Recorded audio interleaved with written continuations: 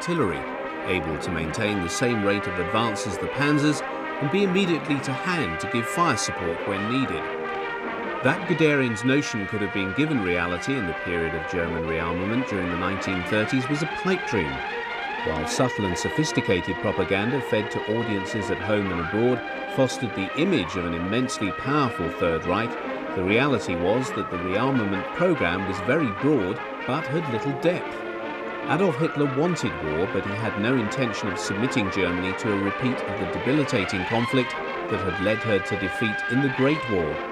Even the rearmament program as it stood was financed at a much lower level than was propagandized by Hitler, and few were aware of the real economic strains it was causing the German economy even before the war began.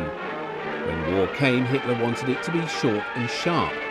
The conflict that broke out on the 1st of September 1939 saw Germany ill-prepared for anything but a very short war. Certainly the Panzer arm was nowhere near ready to embark on a major conflict. The medium tanks on which the basis of the war-making potential of the new Panzer arm were based were only just coming off the production line. Output of panzers was low and was to remain so for some years after war began.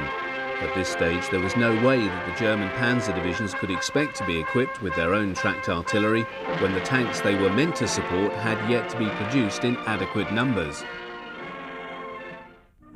This unpreparedness was mirrored in the lorry supply. By the onset of Barbarossa, transport detachments were driving vehicles trawled from the inventory of every country that Germany had conquered. But nowhere was the facade of modernity better seen for what it was than in the artillery. While a small number of artillery pieces employed in direct support of the fast-moving panzer divisions were towed by half-track, by far and away the majority of the army's artillery was pulled by horses. 3 million horses went into Russia with the German army. White sinew and muscle underpinned the great advances into the Soviet hinterland in the opening phase of Barbarossa. The scene of miles of horse-drawn columns moving eastwards could have been taken from a snap of German forces doing the same when marching deep into Russia in 1918. Although the German economy was to undertake remarkable expansion in the years ahead, provide self-propelled weapons in large numbers, Guderian never got them in the quantity he deemed necessary.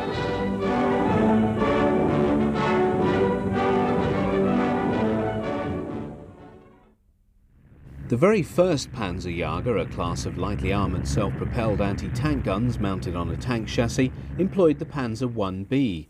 First appearing in 1940, it was built around the former Czech 47mm anti-tank gun, which had both a higher muzzle velocity and a heavier weight of shot than the Germans' own Pak-36. 86 rounds of ammunition was carried.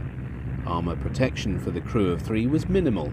The open-topped and opened-back superstructure mounted just 14.5mm on the gun shield. 202 were converted by Daimler-Benz and Skoda, with production ending in February 1941. Most were employed after 1941 in Russia. A small number of Panzerjäger 1s served in North Africa. Battalion 605, comprising 3 companies, was shipped to Libya in early 1941. This unit participated in all the major battles in the Western Desert through to El Alamein. In late 1940, the same gun was ordered to be mounted on captured French Renault R35 chassis as a replacement for the Panzer I. It saw service mainly in the Normandy campaign. Surviving Panzerjäger 1Bs withdrawn from service in 1943 ended their days in training establishments. Significantly, it was another foreign weapon that was mounted on the next Panzerjägers. It was to prove most fortuitous for the German army that they captured many excellent Soviet 76mm anti-tank guns in 1941. The encounter with new Soviet tanks early in the Russian campaign was a shock to the German army. Intelligence had given no intimation of the existence of the KV-1 or KV-2. Only the proficiency of their military technique compensated the Germans for the technical superiority of these new machines. It was, however, T-34 medium tank that caused the greatest alarm, for it represented a quantum leap in tank design. For German infantry forced to combat these formidable machines, the impotence of the standard 37mm Pak-36 anti-tank gun, already demonstrated in the French campaign, now received more telling confirmation in Russia.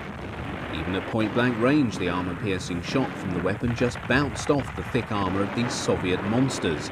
Nor did the 50mm Pak 38, introduced in small numbers just prior to Barbarossa, fare much better. Only at close range could this weapon penetrate the armour of these Soviet tanks. The Germans turned to the 76mm M1936 and 1939 field guns captured in such vast numbers since June 1941. Rechambered to accept the ammunition of the Pak 40 75mm anti-tank gun, which was rushed into service before the end of 1941, the rechristened Pak 36-39 saw service with the German army until the end of the war. The prototype Panzerjäger 38T emerged as early as December 1941. So great was the need to field a self-propelled gun that could take on the powerful Soviet types.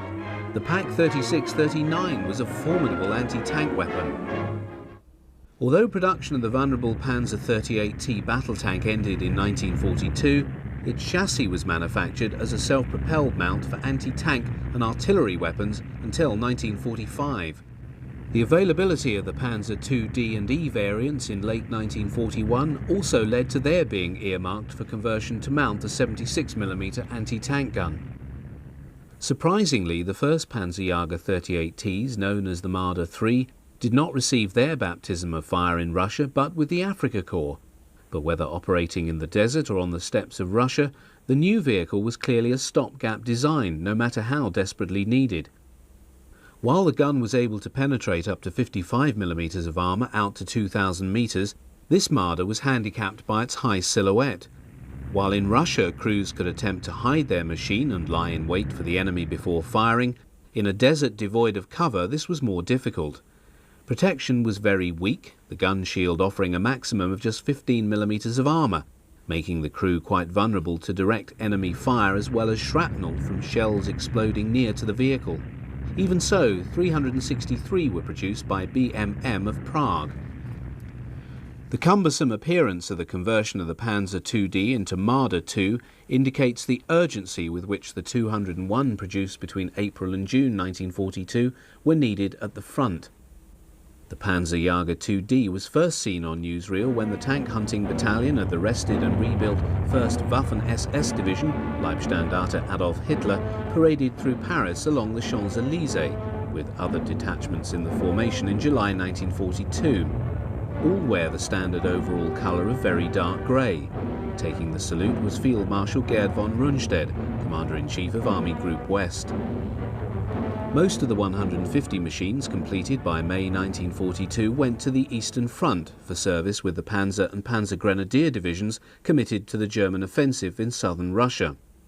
While the 76mm gun gave a good account of itself, the Marder II also suffered from the same problem as the Marder III of a high silhouette.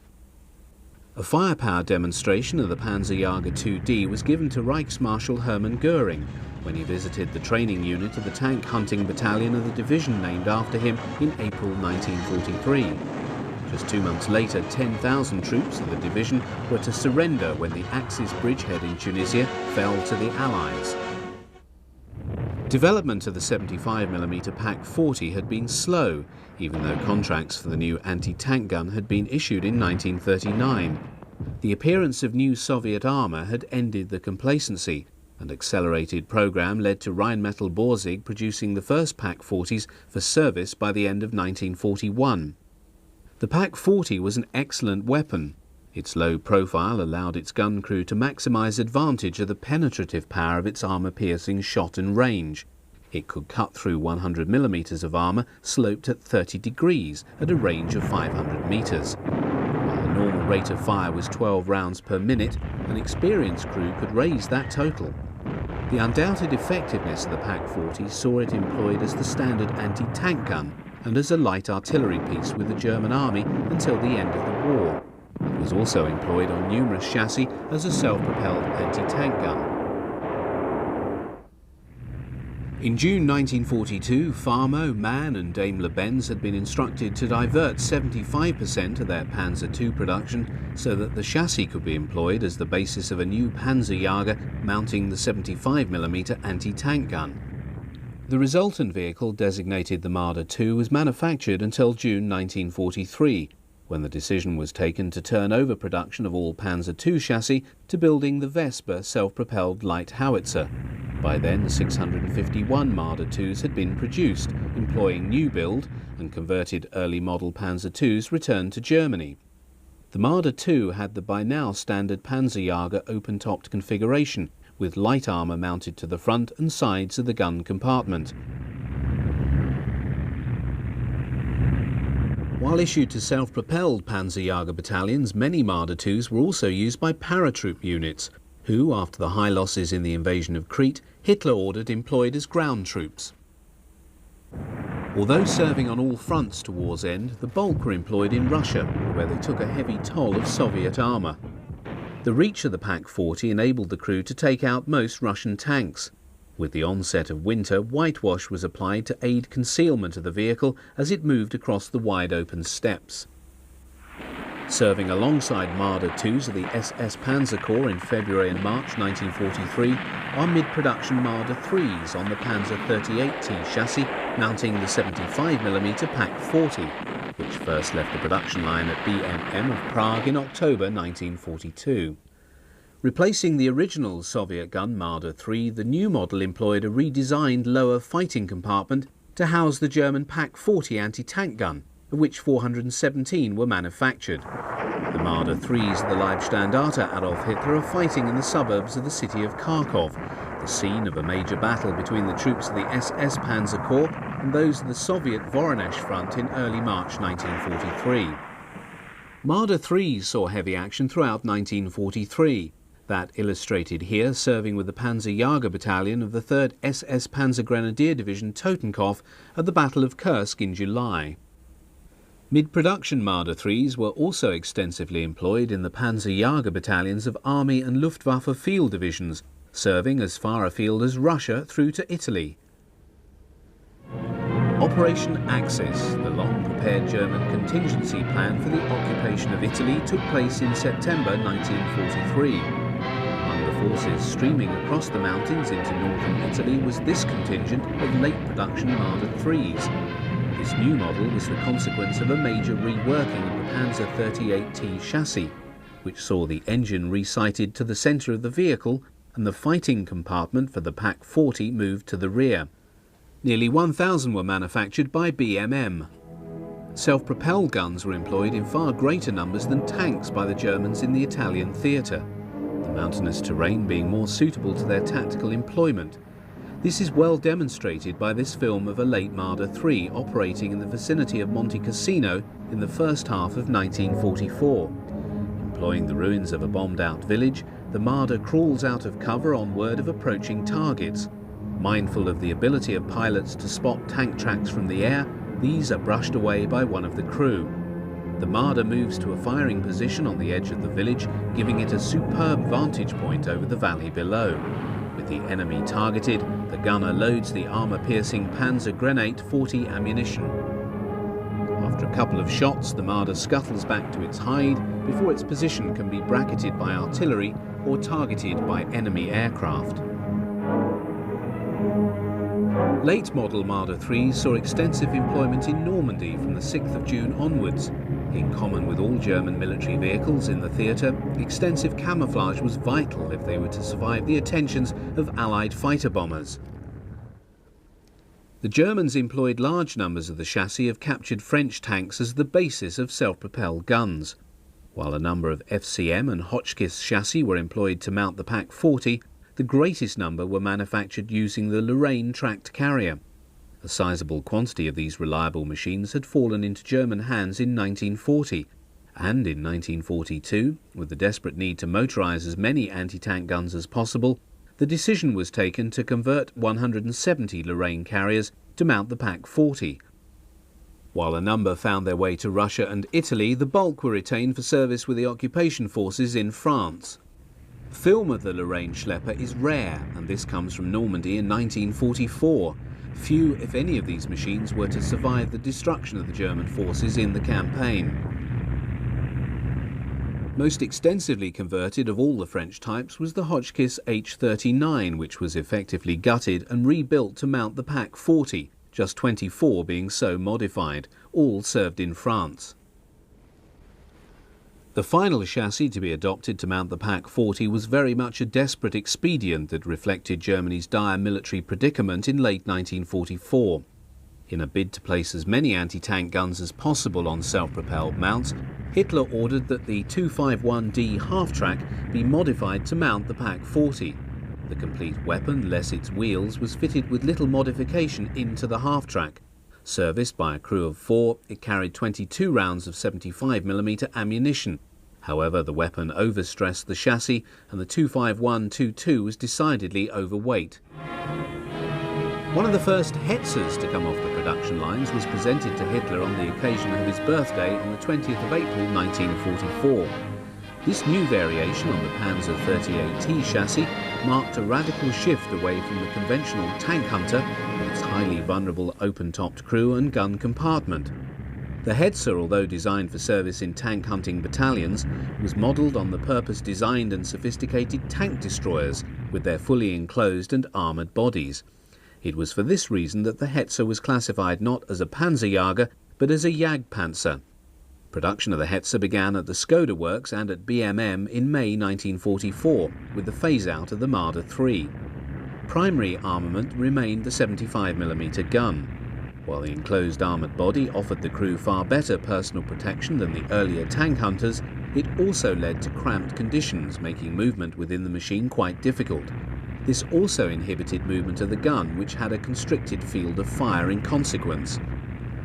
In spite of these limitations, the Hetzer became one of the most effective and frequently encountered vehicles serving in the German. Successful employment of the assault gun in its adoptive role of tank destroyer led to the development of one type to fulfill both roles, built round an armoured body mounted on the chassis of the Panzer IV. The Jagdpanzer IV entered production with Wehrmacht in January 1944 and mounted a 75mm L48 cannon. These served with the 116th Panzer Division in Normandy. In August 1944, the Jagdpanzer IV was upgunned to carry the 75mm L70 cannon as mounted on the Panther tank. As the weight of the gun made the chassis nose heavy, the rubber tyres on the first two bogies were replaced with steel wheels. Parallel to the Panzer 470 built by Wehrmacht was a variation produced by Nibelungenwerke of Austria. A modified Jagdpanzer IV body was grafted directly onto a standard Panzer IV hull. This led to the Panzer IV 70A, distinguishable from the Wehrmacht model by its vertical sides. The largest, heaviest and most powerful anti-tank gun to see regular service with the German army was the 88mm Pak 43.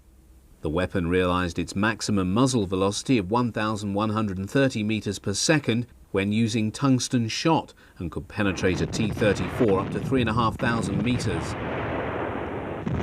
Employing an identical chassis derived from the Panzer III and IV and sharing the same superstructure as the Hummel self-propelled gun, the 88mm Pak 43 armed Nashorn first saw employment during Operation Citadel in July 1943. While similar in appearance to earlier improvised Panzerjäger, the Nashorn was very much a purpose-designed vehicle built around the Pak 43.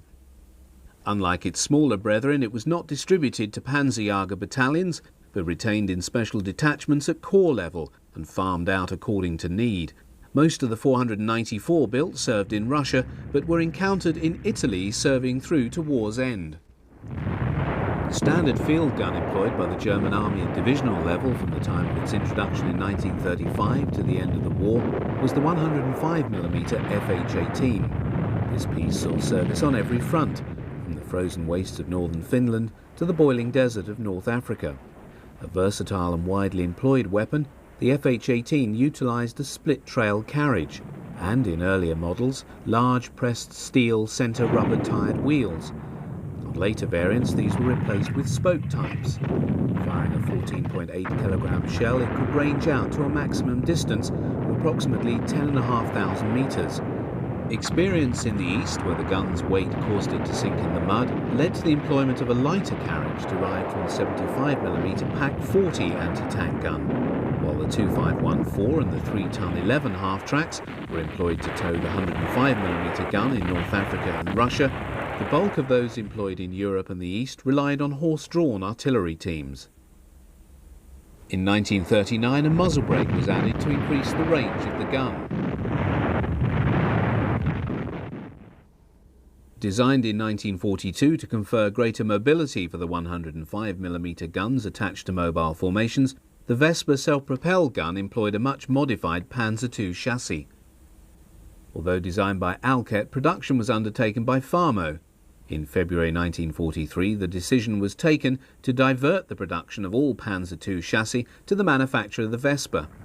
The new self-propelled gun first saw employment during Operation Citadel, the Kursk offensive in July 1943.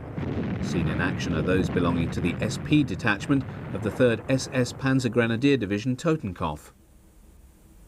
From mid-1943 onwards, the Vesper began to appear in growing numbers in the self-propelled artillery units of the Panzer and Panzergrenadier divisions. Equipment of formations in the east received priority, as the need of mobile artillery to move and support the rapidly moving panzer formations became paramount, as they were stretched ever more thinly, being moved from one place to another to combat ever-increasing Soviet breakthrough. The ability of panzer formations to deploy their own mobile artillery allowed them to maximize their limited assets when launching counterattacks against the seemingly ever-growing Red Army. Deployed close to the front line, the Vespers would launch a concentrated barrage prior to the attack and then accompany the armour as it moved forward. Ad hoc battle groups comprising many diverse weapons, including Vespers, were rapidly put together by the Germans to deal with enemy breakthroughs, such as seen here in the late summer of 1944. A local counterattack is launched by German forces supported by Stukas in western Byelorussia. Overseeing the operation is Luftwaffe General Robert Ritter von Grimm.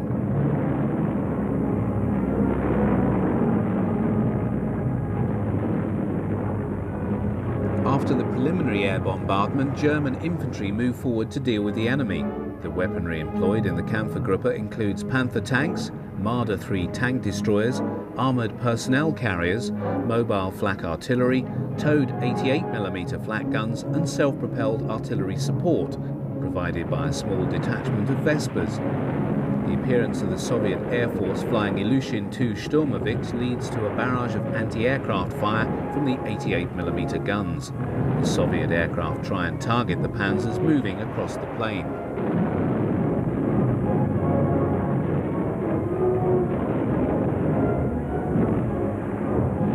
A number are hit and shot down as 37mm guns join in the anti-aircraft barrage.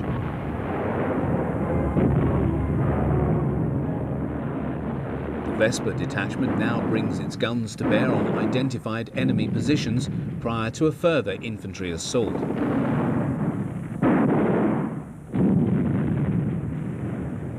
Mobile 20mm flak Vierling now joins in fire as the aerial battle with the attacking Soviet Ilyushin IIs continues unabated. German ground troops move forward under attack from the Soviet aircraft as the flak guns continue to pour fire into the air to provide a protective barrage to the ground forces.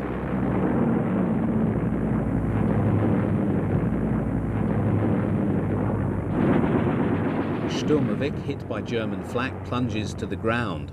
Although bombs from the Soviet aircraft still fall, German infantry continues to move forward. While casualties are moved from the field, the battle with the attacking Soviet ground attack aircraft continues unabated. Bombing and artillery fire combine to reduce the near horizon to a wall of explosions. In the final sequence, the 88mm flak score another victim as a Soviet fighter streams smoke before diving to the ground.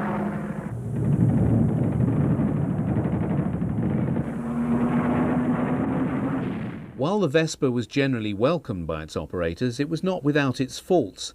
The Panzer II chassis made for a small vehicle, and the fighting compartment mounted at the rear of the machine was quite constricted for the four-man crew to service the gun. In common with other open-topped self-propelled weapons, it offered little protection, and it had a high silhouette.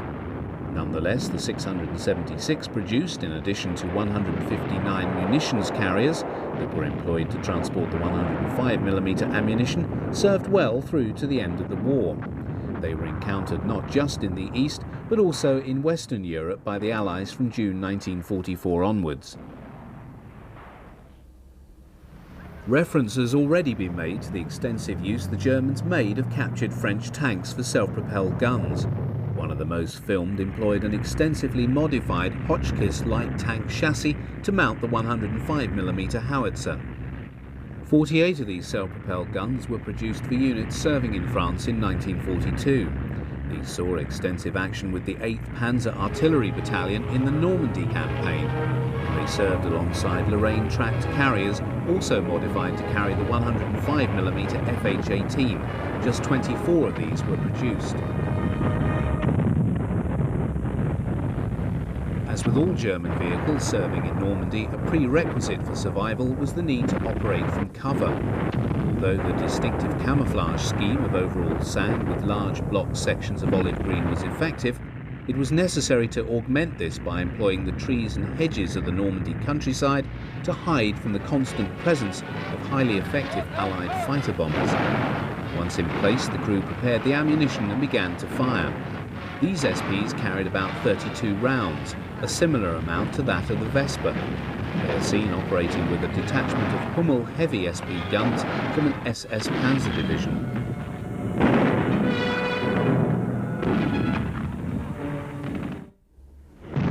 Entering service in 1933, the SIG-33 equipped the heavy gun platoons of infantry regiments and remained in service until 1945. Limited to a maximum range of just 4,700 metres, its task was to lay down heavy fire and suppress enemy opposition as German infantry went into the attack. Its shell was relatively heavy at 38 kilograms, and the gun had a rate of fire of between 2 and 3 rounds per minute. It was this that saw it employed on the first self-propelled artillery vehicle developed for the German army. The decision to mount the SIG-33 on a self-propelled chassis led to the employment of the Panzer I-B. The mount was designed by Orket of Berlin, who converted 38 Panzer I chassis in February 1940, and these were in service for the French campaign. The resultant vehicle weighed some 3 tons more than the standard Panzer I-B. The 150mm gun was mounted in a large box-shaped compartment atop the hull and looked decidedly cumbersome.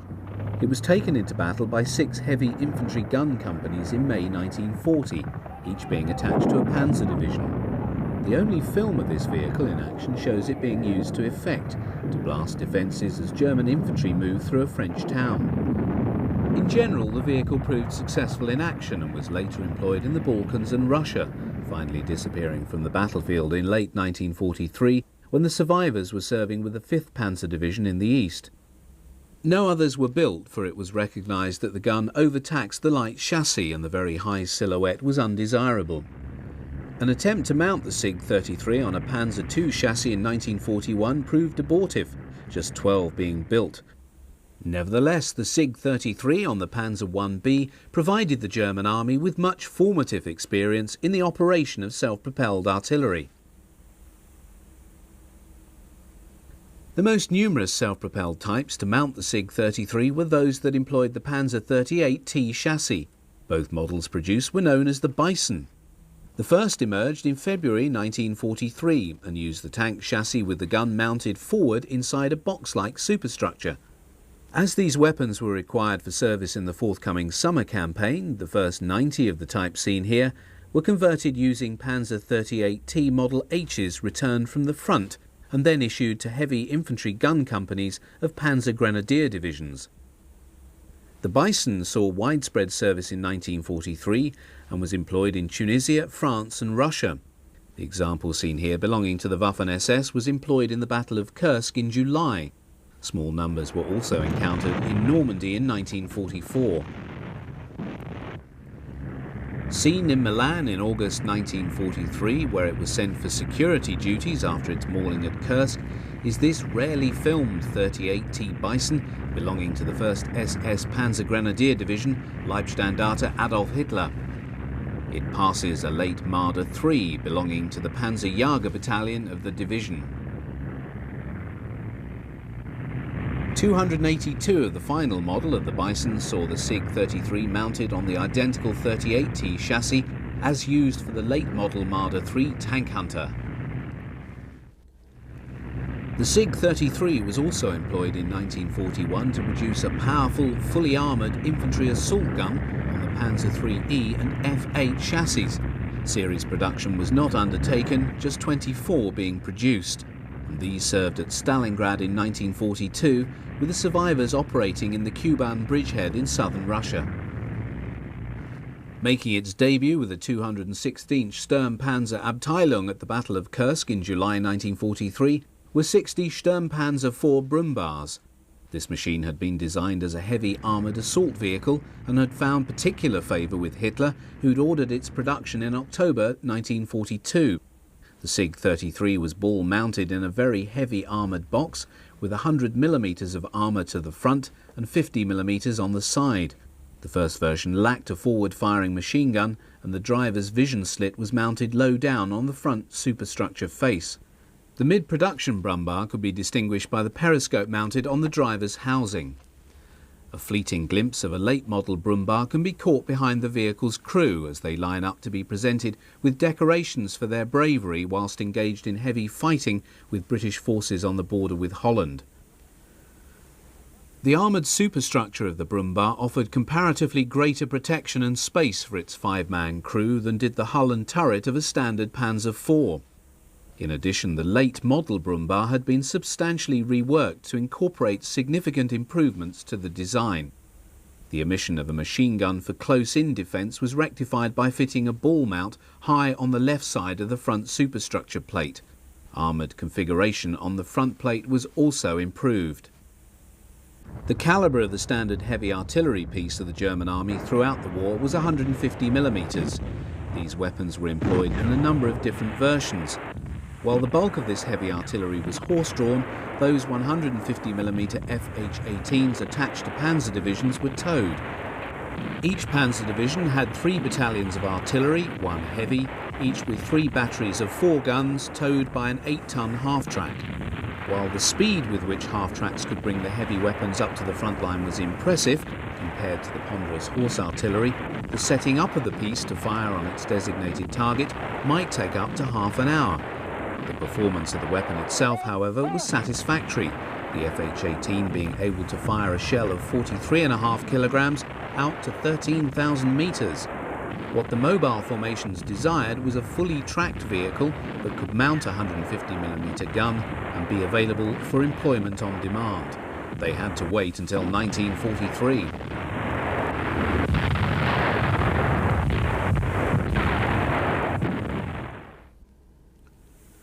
The prototype of the Hummel self-propelled gun mounted a 150mm howitzer with a large muzzle brake on a Panzer III-4 chassis. It appeared in 1942 when the decision was taken to commit it to production.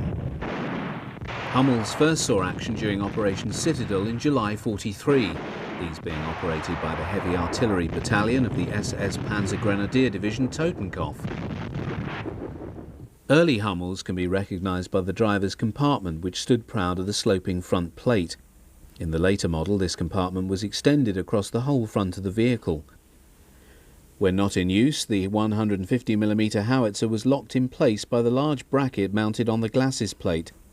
The Hummel shared the open-top superstructure made of thin armour plating found on all German self-propelled guns at this time. This was less problematic for the crew inasmuch as they opened fire some distance away from the main fighting and were not so vulnerable as the crews of Panzerjäger. Initial allotment of Hummels was limited, just 6 being allocated to receiving panzer divisions together with a number of the ammunition-carrying variants to help resupply the self-propelled guns in the field. These were necessary vehicles as the Hummel only carried 18 rounds of 150mm ammunition on board, and these were often rapidly expended once a barrage began. The availability of the Hummel gave the panzer divisions the heavy punch to hit the Soviet forces whenever they were required to launch a counter-attack to contest a new breakthrough. Although the Hummel was always regarded as interim solution, pending development of a purpose-designed SP gun, these were never enough to satisfy demand. Often Hummels were seen to be firing alongside the smaller Vespa self-propelled guns as seen here in Hungary in early 1945 while fighting around Budapest. It was perhaps symptomatic of the waning strength of German military power that when Dr. Goebbels chose to make a last visit to the Oder front in March 1945, he was taken to watch the firing of a solitary Hummel. This vehicle had proved itself to be an extremely effective weapon, and by the time production ended in 1944, 666 gun vehicles and 150 resupply vehicles had been constructed by Alket and Deutsche Eisenwerk.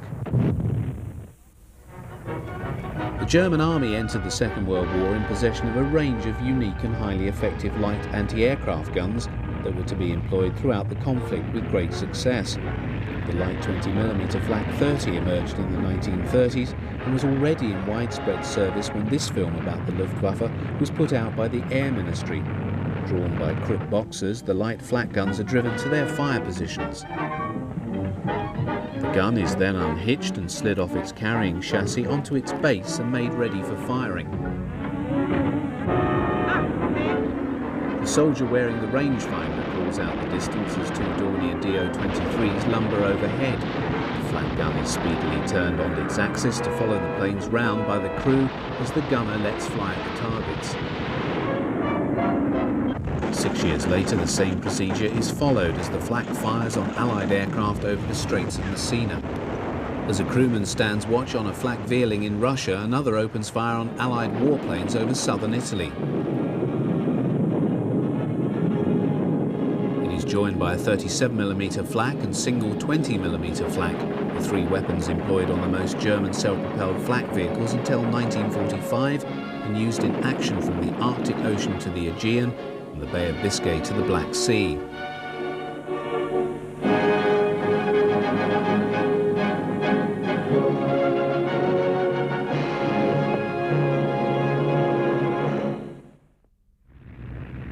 The DMAG 1-ton half-track was the first vehicle to be employed for the purpose of mounting a flak gun. Initially, the type was armed with a 20mm Flak 30 cannon, but this was later superseded by the Flak 38. Although ostensibly designed for the purpose of protecting military formations from air attack, this variant was employed as much in a ground support role. The 20mm cannon was ideally suited for shooting up ground targets, being supplied with armour-piercing as well as high-explosive ammunition. In the opening phases of the Russian campaign, it was discovered that the flak could be used to penetrate the thin armour of the very numerous and obsolescent Soviet light tanks. Although ammunition was carried in 6 small bins attached to the drop sides of the flatbed on which the gun was mounted, most DMAGs carried a further and larger supply in a 2-wheeled trailer. A total number of 7 crewmen were required to drive the half-track and operate the flak gun. The principal disadvantage of this type was that the crew were totally exposed to enemy fire, steps to give the vehicle a modicum of armour protection not being taken until late in the production run. An armoured cab being provided for the driver and a shield for the flak gun. Other than this modification, the DMAG remained otherwise unchanged, being produced by a variety of industrial concerns until production was halted in 1944, by which time 610 had been produced. It was to serve in all theatres and saw action until the end of the war. The Flakpanzer 38T was a makeshift machine put into production to bolster numbers of mobile flak, pending availability of more sophisticated flak panzers. With Luftwaffe air superiority long since vanished from the skies above the battlefields in east and west, the army needed every flak vehicle it could muster. The German army had a propensity for arming every chassis that could mount a worthwhile weapon. Standard lorries like the Opel Blitz and Horch heavy passenger car were modified to carry the 20mm flak, most being employed in the ground support role.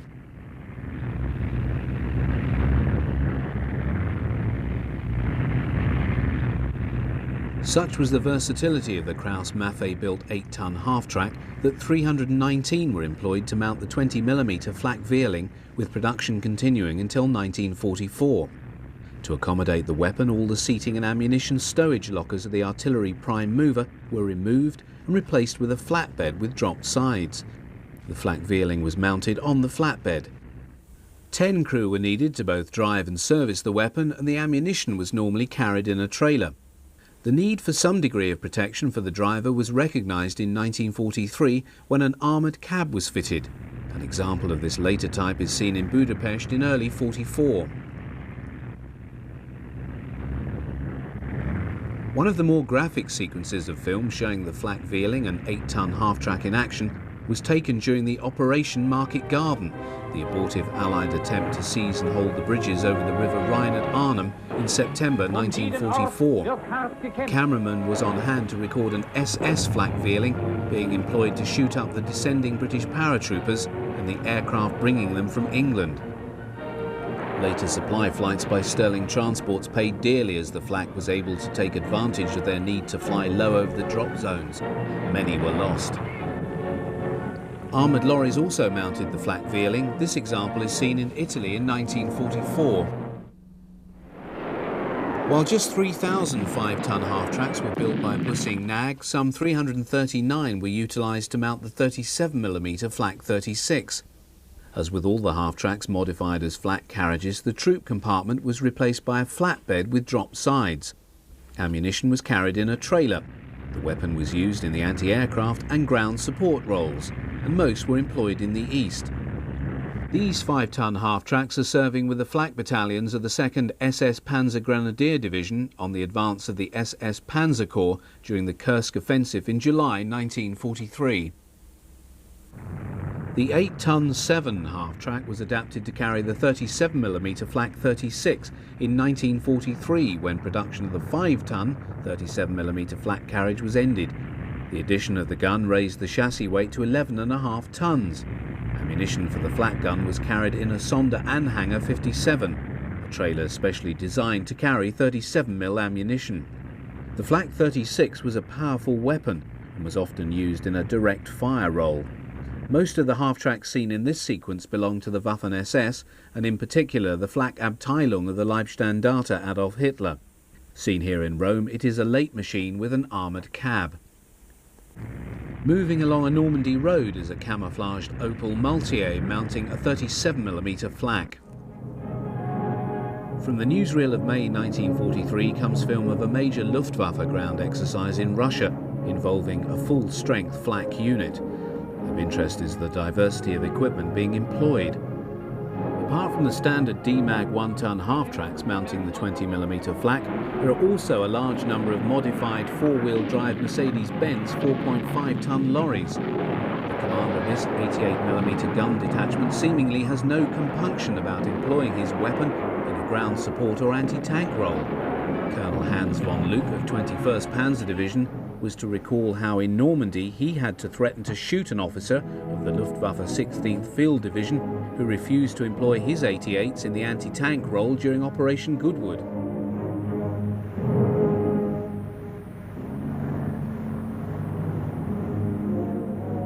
The period when this film was taken is significant.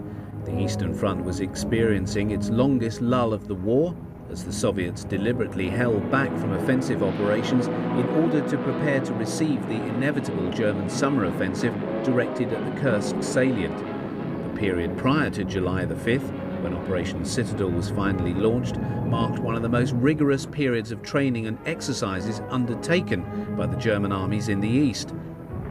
The supposition is that this unit is waiting to take part in the operation. Although Luftwaffe command of the air was no longer assured in Russia, the Red Air Force had yet to achieve the dominance that it would in the future. Luftwaffe flak units would under such circumstances be more likely to find themselves firing on tanks instead of aircraft. That, however, would very soon change. Soviet air attacks on German ground formations and supply lines never achieved the scale or sophistication realized by the Allies in Western Europe. However, the loss of command of the air in the east did render German forces far more vulnerable, and throughout that period Soviet air assaults began to increase in scale. As German ground defence was increasingly based upon mobile forces, the demand grew for far more flak vehicles able to deal with the problem. In the West, Allied air dominance was overwhelming. D-Day onwards saw a wave of Allied air operations in which fighter bombers roamed across France and the Low Countries, strafing any German ground traffic that could be found. In this typical example, United States Army Air Force P-38 Lightnings and P-47 Thunderbolts fly in low to hit German positions. In the total absence of the Luftwaffe, all the German army could rely upon was flak to protect themselves.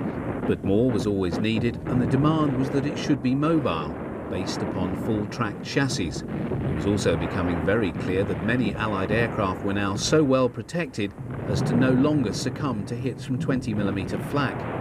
Heavier weapons were demanded, with 37mm being the operative calibre to enable Allied aircraft to be brought down in greater numbers. Out of these demands emerged a new generation of German Flakpanzers. Some were stopgap, placed into service pending production of more sophisticated and powerful types. Examples such as the Kugelblitz and Panzerkolien employed heavier calibre and much faster firing weapons, but none of these reached service before Germany's defeat in May 1945. The Wirbelwind emerged towards the end of 1943 as a fully tracked anti-aircraft tank employing the chassis and body of a Panzer IV. A purpose-built 16mm armoured turret had been designed, within which the crew of the 20mm flak Vierling could operate the gun with a degree of protection. The Wirbelwind are operating on the German border in the vicinity of Metz in late 1944. They're firing on American bombers, and the hail of 20mm cannon shells sent up by the Wirbelwinds has claimed an American B-26 Marauder bomber. Just 86 Wirbelwinds were produced, with production ending in November 1944. By then, the decision had been made that the 20mm calibre was no longer adequate to deal with Allied aircraft, and that continuance of production of a flak panzer with such a weapon was a waste of resources. Replacement for the Wirbelwind was the Ostwind, which employed a single 37mm Flak 43 in a similar turret and mounted on a converted Panzer IV. The Flak 43 was also employed in another Panzer IV conversion with a four-sided superstructure that could be dropped for firing. It was named the furniture van for obvious reasons. 240 were produced until March 1945. Both Ostwind and Mobilwagen were to have been replaced by the Kugelblitz, mounting two rapid-fire 30mm cannon in a new turret, but the war ended before it could be produced in any number. Seeing service in the closing months of the war was the drilling anti-aircraft half-track based on the 251D. Armament was three 15mm cannon obtained from obsolete Luftwaffe stocks, which were then attached to a pedestal mount and placed inside the hull of the half-track. All three barrels firing could spew out 2,100 rounds per minute. Those seen here are on the Oder front in March 1945. At the outbreak of war in 1939, the 88mm gun in its various versions, namely the 18, the 36 and the 37, formed the backbone of Germany's air defence system at home and in the Wehrmacht abroad. In its primary role of anti-aircraft gun, the 88mm could fire up to 15 rounds, each weighing 20 pounds, every minute. This is being demonstrated by a Waffen-SS flak crew serving in Russia in the late summer of 1941. Accurate tracking of the Soviet aircraft and the use of rangefinders allow the gunners to place their shells close to the enemy plane. On this occasion, they're also employing a single 20mm Flak 30 alongside the 88. The rounds tell as a Soviet bomber, almost certainly a Tupolev SP-2, is hit and plunges downwards, disintegrating during its final dive.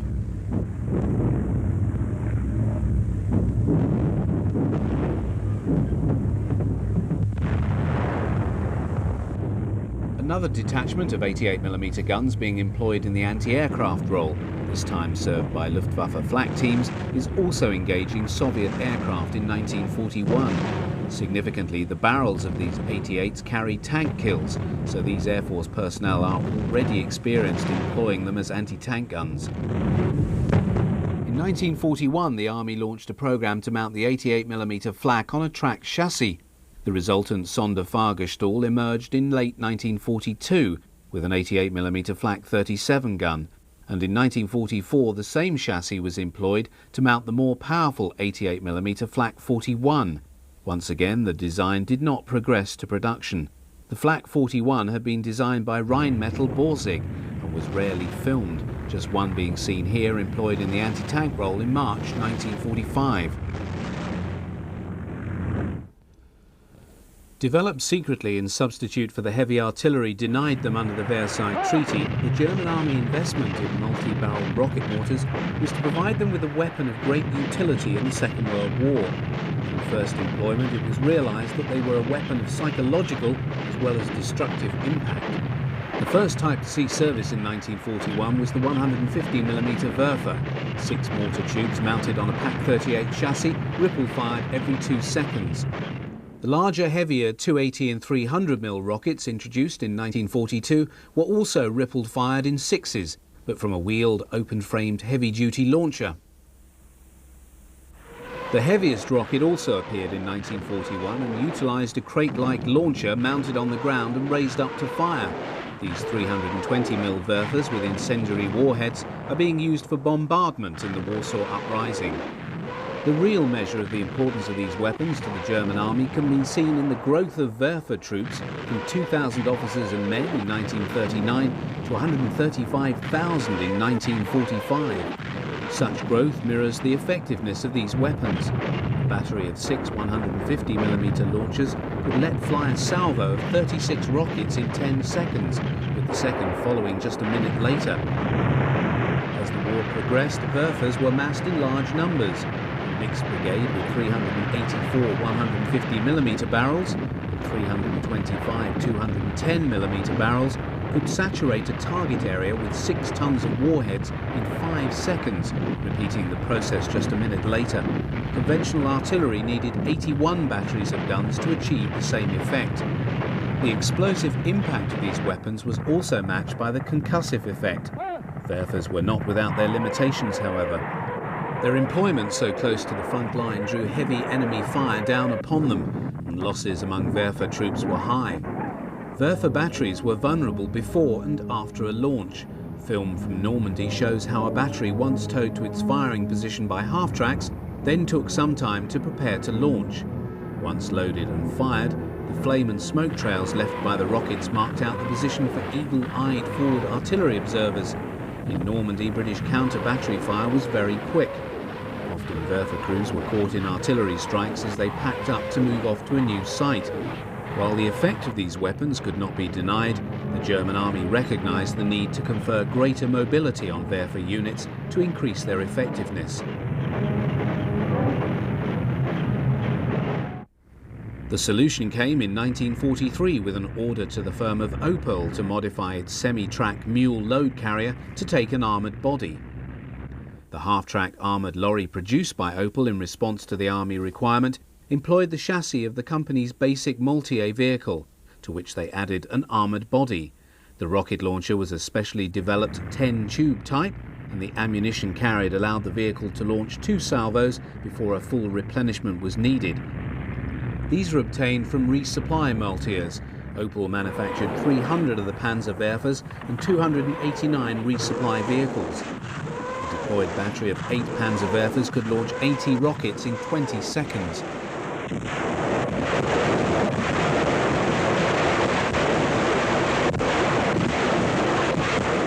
Although most film of Panzerwerfer batteries in action show them in Russia, they were employed on all fronts. Many vehicles were attached and detached from Panzerwerfer brigades as need arose. The ability of the Panzerwerfer batteries to travel with armoured formations and be employed alongside self-propelled artillery detachments was especially important from late 1943 onwards, as panzer divisions became fire brigades, rushing from one section of the front to another to deal with Soviet breakthroughs. Their ability to be on hand to bring down a rapid and devastating barrage on the enemy prior to a counterattack was a most highly valued military asset. Forerunner of the Panzerwerfer was the 251 half-track, fitted out to carry 6 of the larger 280 or 320mm rockets in wooden or metal frames, attached to movable base plates on the sides of the vehicle. The former carried up to 110 pounds of high explosive, whereas the latter delivered 11 gallons of jellied petroleum. Reloads were carried within the vehicle. In operation, they functioned much as Panzerwerfers, excepting for the less effective method of firing and lower number of rockets launched. Unlike the Panzerwerfer, the rockets could only be aimed by pointing the whole vehicle at the target. Only the angle of the launcher frame could be changed. In other respects, the spectacle and sound was as for the same. These are late model 251Ds operating on the German-Dutch border late in 1944. The 600mm mortar, nicknamed Zew, was the largest caliber weapon ever mounted on a tracked chassis and is seen bombarding Warsaw in August 1944 during the uprising. The heavier shell fired from the mortar weighed 2.17 tons. Just 6 were built as heavy siege weapons, with 4 used to reduce Sevastopol in 1940. And Goliath are both destroyed by its onboard explosive charge. For 6 long years, the German army employed a wide range of self-propelled weapons, ranging from armoured trains and tank destroyers to super-heavy mortars, at first to conquer and ultimately to resist their many enemies on the long retreat back to Berlin.